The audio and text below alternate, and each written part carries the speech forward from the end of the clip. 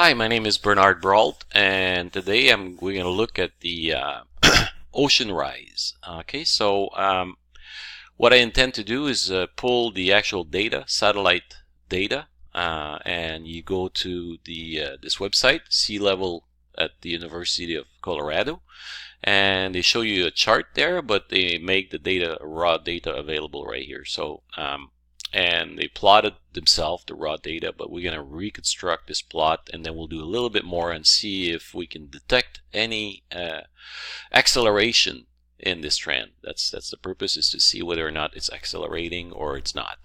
And they show a trend of 3.1 millimeter per year, and I think we'll be able to show the same thing from the raw data. So if you click on the raw data, you get to this, and here's the data. They've removed seasonality and made a few minor adjustments to it. And it goes back to 1992, and the year is expressed as a decimal number. And it goes all the way to early 2018. So it doesn't have the latest 2018 data, but good enough for what we intend to do. And here is the height that they measure using satellites, and the height they measure is expressed in millimeter. So let's go to Excel. So I copied this data, imported it into Excel spreadsheet, and that's what you see there in green. So these columns here, A and B, show the actual data from that I plotted from the website. All right. So if I actually do a graph of this data, this is what you get. This is the raw data, and as you notice, it's kind of noisy, but I show the same trend line of 3.1, millimeter per year. So pretty much what they were showing before. So what I intend to do is smooth it out a little bit, and I'm using just a simple moving average. I'm using 25 data points, which represents probably 6 months or so of moving average of 6 months. So here's the same data, but it's smoothed out. You could still see that sort of like it's not exactly a straight line, so it sort of goes up and down, but more or less around a nice trend line here of a 3.1 millimeter increase per year since 1992 to 2018 right here. Now, what I'm interested in is to look at the rate of increase. All right, so in order to get the rate of increase, you need to take the derivative of these data points, and that's something easy to do. In order to take the derivative of the data points, you basically take the difference between the last two data points over the time period here. So, and I get this new data set that I derived from the moving average here. So here's the speed of increase. And if I plot this speed or the rate of increase over time, notice here I'm getting some pretty noisy data. So the intent is again to smooth it out and see what comes out. So I'm going to do again another 25 data point moving average, and I calculated the moving average down here. And if I plot this rate of increase moving average, now I'm getting what appears to be a nice signal, right? So the noise has been sort of filtered out, and you see a nice signal. So now what we're looking at is the rate of increase, and notice that in some years it was increasing not at 3 but up to like 10.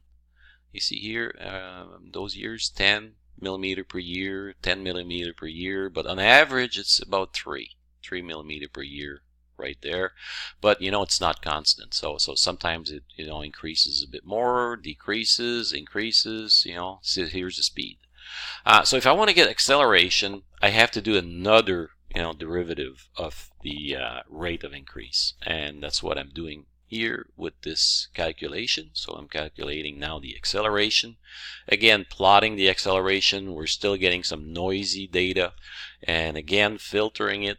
We're using a 25 period moving average, and finally we get the acceleration right here. So as you can see, it's not zero, and it sort of fluctuates, oscillates, right? So sometimes it seems to be accelerating, decelerating, accelerating, decelerating. But if you look, do you see any trend or any increase in terms of acceleration? No, you don't. Actually, if you plot the trend line across this signal right here, what you get is quite the opposite. You get sort of a small decrease in acceleration over time. right? So minus 0.01, but it's not really that significant. So anybody who tells you that the data is showing acceleration of ocean rise, it's not true. As you can see there, this is not what we see. This is not what's happening. There is no acceleration. But what they do is the following. Is they look, for example, at the rate of increase, and they identify these low points there, and they say, oh, we know what happened right here. It was like a volcanic activity someplace, right? So, and that's what's caused, you know, the ocean to sort of like stop rising and in fact start, you know, decreasing. And they remove those negative trends here and there, right? And then they reconstruct the data and they say, oh, we see some acceleration. But, you know, I think that's misleading. I think that somehow it's, and then you open the newspaper and they say ocean rise is accelerating.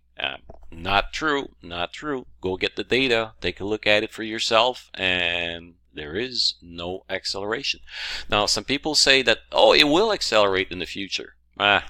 In order to predict this, they use computer models, right? So they use computer models that in the past have proven to be not very, very good at predicting what really happened. Most of the models were running too hot and all kinds of other issues. But anyway, we'll see what happens. They're pretending that we're going to see some acceleration. So that means that in the future, all of these data points that you see there should be on the upper side, no points on the negative side. That would definitely show some acceleration. Time will tell if they're going to be right or wrong, but one thing for sure is that, you know, relax, take it easy, take a deep breath. We're not going to be underwater anytime soon. 3 millimeter per year. I wouldn't worry too much about that, or I wouldn't lose any sleep over it. All right, take care.